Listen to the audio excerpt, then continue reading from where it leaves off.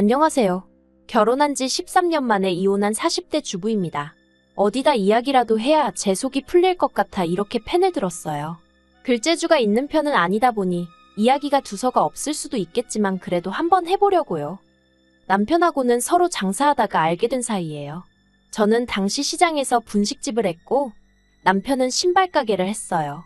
6살의 나이 차이에도 불구하고 금세 가까워질 수 있었던 건 남편이 저희 친정오빠랑 동갑이었거든요. 그래서 저도 모르게 장사하는 동안 의지를 많이 했던 것 같아요. 그리고 남편은 남편대로 그런 저를 귀엽게 봤던 것 같고요. 그래서 사귀자 어쩌자 말은 정확히 오가지 않았지만 점점 연인 사이처럼 발전이 되어가지고 그렇게 알고 지낸 지 4년 만에 부부의 연을 맺게 되었습니다. 그리고 이때까지만 하더라도 양가에서도 흔쾌히 허락한 결혼이었기에 모든 게 무르르듯 자연스럽게 흘러갔네요.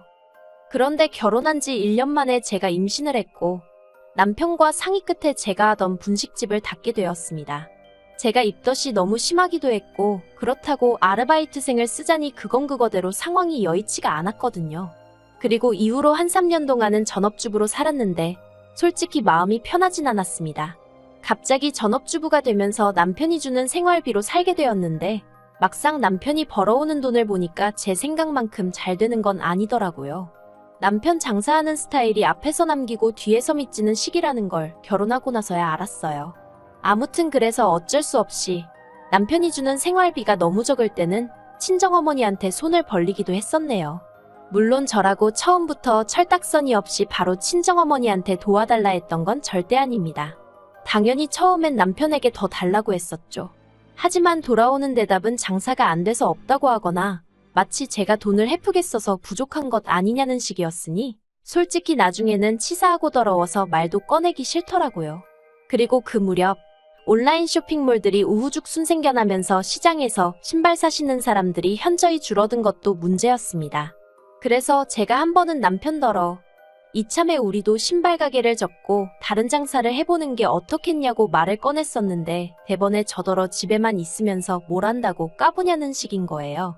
솔직히 생각해보면 저도 남편이랑 결혼해서 애 낳고 살기 전에는 6년이나 장사를 하던 사람이었는데 말이에요. 아무튼 이후로 저도 애 키우고 살림하느라 정신이 없다 보니 남편이 고집까지 피우는 마당에 그걸로 실랑이 할 여력이 없었습니다. 그리고 이래저래 시간은 훌쩍 흘러 애가 어린이집에 다니기 시작했는데 거기서 여러 엄마들을 보고 있으니까 남편 하나만 바라보고 살다간 우리 애 해줄 것도 못 해주고 정말 큰일 나겠구나 싶더라고요. 하지만 제가 당장에 할 수 있는 일은 많이 없었고 그래서 고민 끝에 친정어머니한테 3천만 원을 빌려서 도시락 가게를 열었는데 그게 소위 대박이 났어요. 사실 분식집을 하기 전에는 오랫동안 반찬 가게에서 아르바이트를 했었어요. 저는 공부에는 영 소질이 없다 보니까 고등학교 때부터 이 아르바이트 저 아르바이트 많이 하기도 했었고 그러다 음식 쪽에서 좀 재미를 느꼈거든요. 그런데 제가 그렇다고 무슨 요리사가 되고 싶다 그런 건 아니었고 그냥 제가 한 음식을 사람들이 좋아하는 모습을 보는 게 좋았달까요? 그리고 솔직히 당시에는 제가 나이가 워낙 어렸다 보니까 식당에서 아르바이트를 하더라도 기껏해야 테이블이나 치우고 설거지나 하게 되지 제가 음식을 만들 기회는 전무했어요. 그런데 반찬 가게는 달랐습니다. 매일매일 거의 똑같은 메뉴이긴 했어도 제가 다 하는 건 아니었어도 주인 할머니랑 이모님들한테 배워가면서 직접 한다는 의미가 있었거든요. 지금 생각해보면 기껏해야 끓이고 버무리는 수준이었긴 하지만요. 그래도 그때 배운 게 밑거름이 되어서 도시락 가게 운영을 잘할 수 있었던 것 같아요. 남편은 제가 돈을 벌기 시작한 이후로 이제 너도 버니까 생활비는 반반씩 부담하자고 나왔습니다. 생활비뿐만 아니라 애 키우는데 들어가는 돈도 반반씩 내자고요. 지난 몇 년 동안 외벌이 하느라 힘들었고 그래서 시부모님도 제대로 못 챙긴 게 마음에 걸린다면서 말이에요. 뭐라고 꼭 집어 말하긴 어려웠지만 치사해서 알겠다 했습니다. 그리고 그때부터 정말 칼같이 150만 원씩 각출해서 썼어요. 양가 부모님께 들어가는 돈이나 경조사 비용도 네 지인이냐 내 지인이냐 따져가면서 했고 그렇게 따지기 애매한 사람이면 딱 절반씩 부담했지요. 친정어머니가 부부지간에 그렇게 정없이 사냐면서 혀를 차신 적이 한두 번이 아니지만 그래도 그때 이미 사랑해서 산다기보다는 애 때문에 산다는 생각이 더 강했던 것 같습니다. 그렇다고 이혼을 하기엔 왠지 엄두가 안 났고요. 그리고 한편으론 좋게 생각하는 성격 때문인지 차라리 이게 낫다 싶었던 적도 있어요.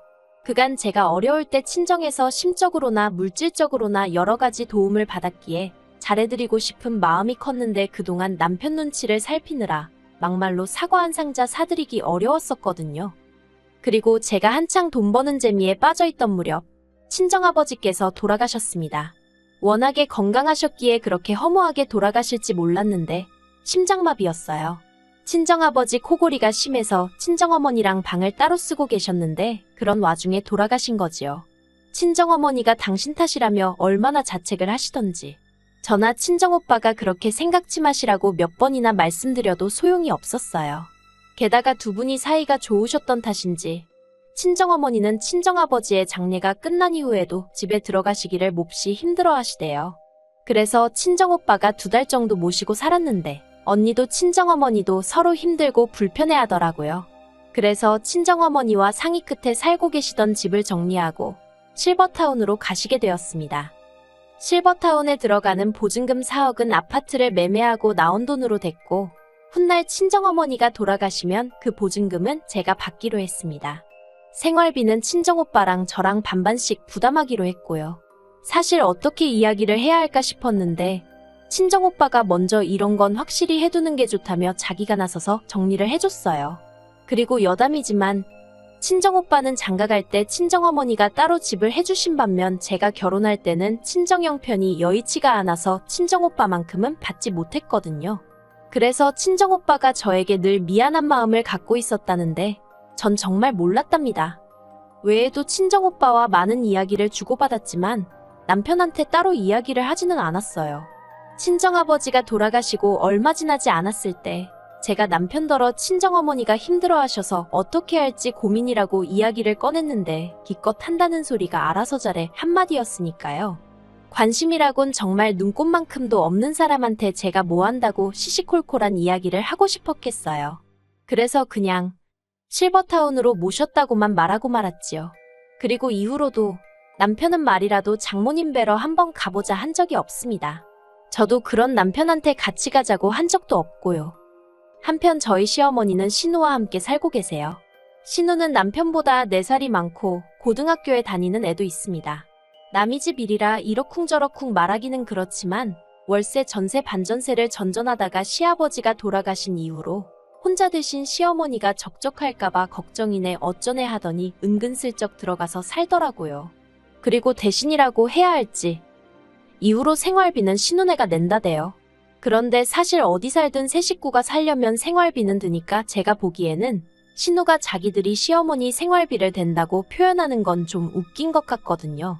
월세를 내는 것도 아니니까요. 게다가 신우는 누가 물어보면 꼭 자기가 친정엄마를 모시고 산다는 식으로 이야기를 하는데 그것도 속사정을 다 아는 저 같은 사람이 들으면 웃을 일이지요. 아무튼 그런 상황이었는데 하루는 신우가 저랑 저희 남편이랑 있는 자리에서 저희 친정어머니가 계신 실버타운은 어떻냐며 이것저것 물어보더라고요. 남편이야 뭐 아는 게 하나도 없으니 저만 보고 있고 그래서 제가 아는 선에서 가감없이 이야기를 해줬습니다.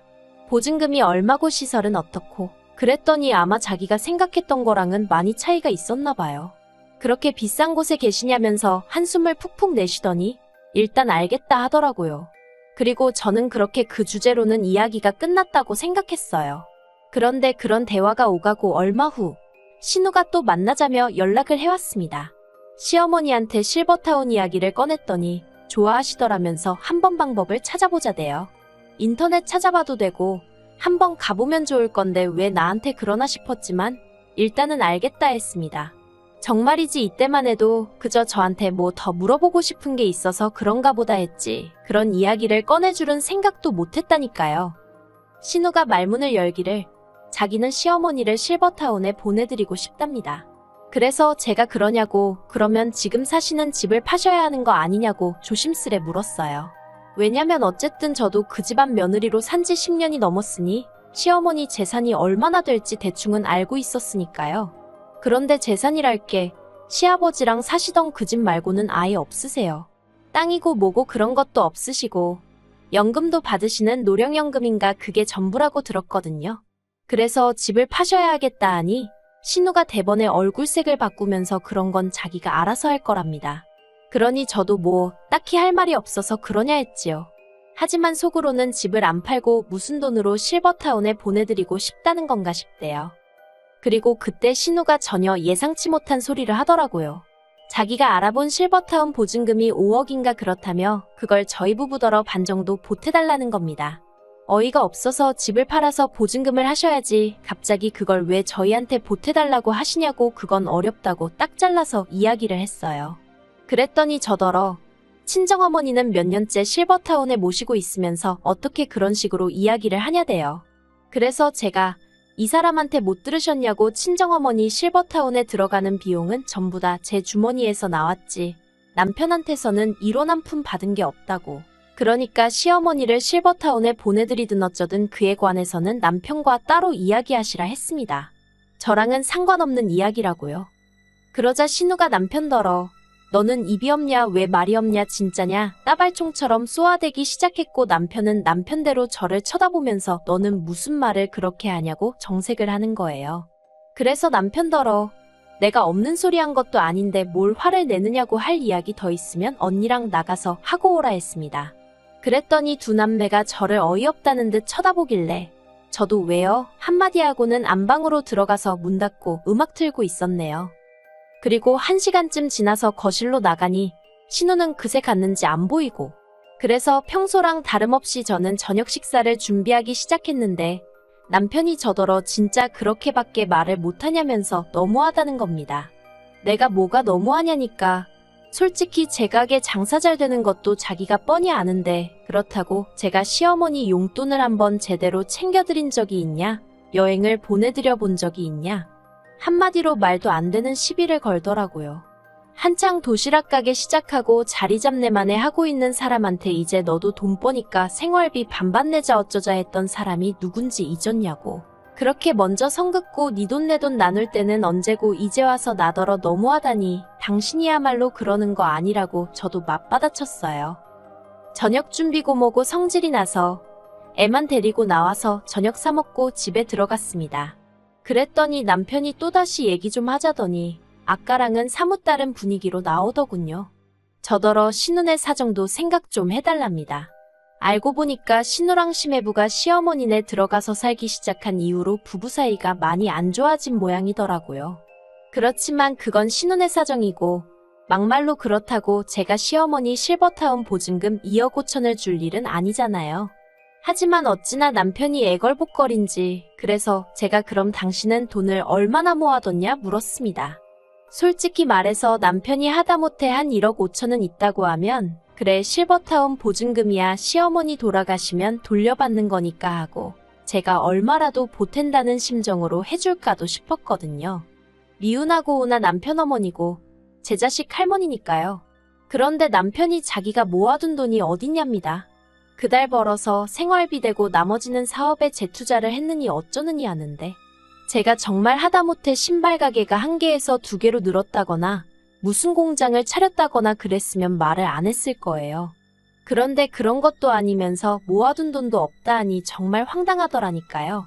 그래서 제가 모아둔 돈도 없으면서 지금 나더러 그 큰 돈을 해달라는 거냐고 말이 된다고 생각하냐고 그랬어요. 당신이야말로 우리 엄마한테 돈 10만 원 줘본 적 있냐고 그것도 아니면서 정말 사람이 뻔뻔하다고요. 그랬더니 남편이 한다는 소리가 저더러 며느리란 사람이 왜 이렇게 시어머니 일인데 계산적이냐면서 이런 식으로 하면 저랑 못 산답니다.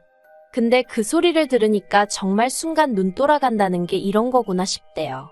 그래서 남편더러 당신은 뭐 얼마나 대단한 사위 노릇을 한 줄 아냐고 잘 됐다고 이참에 그냥 이혼하자 했어요. 그리고 제가 그렇게 내지르고 나니까 그제서야 남편이 제 눈치를 살살 살피던데 너무 꼴도 보기 싫더라고요.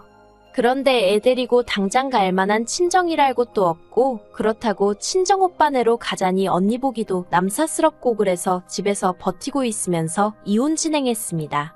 남편이 이혼 못한다고 이런 걸로 무슨 이혼이냐며 하도 고집을 피워댔기에 결국 변호사 사서 소송하고 2번은 죽었다 깨나도 못할 만큼 지치고 힘든 시간이었지요. 하지만 그래도 결국 남남이 되었습니다. 남편이 자기가 애를 키울 테니 양육비를 저더러 달라고 했지만 정서적으로나 경제적인 면에서 제가 남편보다 상황이 좋았기에 원래도 양육권은 엄마 쪽이 유리하다고 하더라고요. 그래서 제가 아이를 키우고 남편한테 양육비를 받는 건 정말 치사하고 더럽겠다 싶어서 아파트를 제가 갖는 선에서 정리했어요. 아파트 살 때도 솔직히 남편보다 제 돈이 더 많이 들어가긴 했지만 그래도 얼마 손해보는 게 무서워서 남편하고 매달 양육비로 실랑이 할 바에는 아파트 받고 신경 끄고 사는 게 낫겠다 싶대요. 그리고 친정어머니한테는 아직 이혼했다 소리는 못했습니다. 워낙에 남편이 얼굴을 비추지 않으니 어차피 저희 둘 사이가 안 좋다고 어느 정도 짐작은 하고 계시기도 했는데 굳이 이혼했다 소리까지 할 필요가 있겠나 싶더라고요. 친정오빠한테는 이야기했는데 오빠는 저더러 잘했다고 하대요. 제가 괜히 애 때문에 참고 살다가 남편 뒤치다꺼리까지 하게 될까봐 걱정이 많았다며 그렇다고 오빠가 돼서 이혼하라 소리를 할 수도 없어서 답답하던 차였다면서요. 하지만 시댁의 반응은 난리도 아니었습니다. 시어머니는 당신이 언제 실버타운에 가겠다고 했냐며 신우한테 괘씸하다고 크게 혼을 내신 모양이더라고요. 그리고 신우도 자기가 생각이 짧았다며 저더러 마음 풀고 자기 남동생 한 번만 봐주라며. 하지만 이상하게도 그런 시댁 식구들의 모습을 볼수록 남편에 대한 마음이 정리가 되는 기분이었어요. 아, 저기에 다시 발을 담글 순 없다, 그런 생각이었달까요? 그래서 지금은 애랑 둘이 사는데 애가 철이 든 건지 제 앞에서 웬만하면 아빠 보고 싶네 그런 소리를 안 해요. 괜히 저랑 남편 때문에 애가 일찍 철이 든 것 같아서 미안하기도 하고 마음이 좋지 않습니다. 그래도 언젠간 애도 이해해 주겠지요. 저는 앞으로도 계속 성실하게 제 일 열심히 하면서 좋은 엄마이자 좋은 딸로 살게요.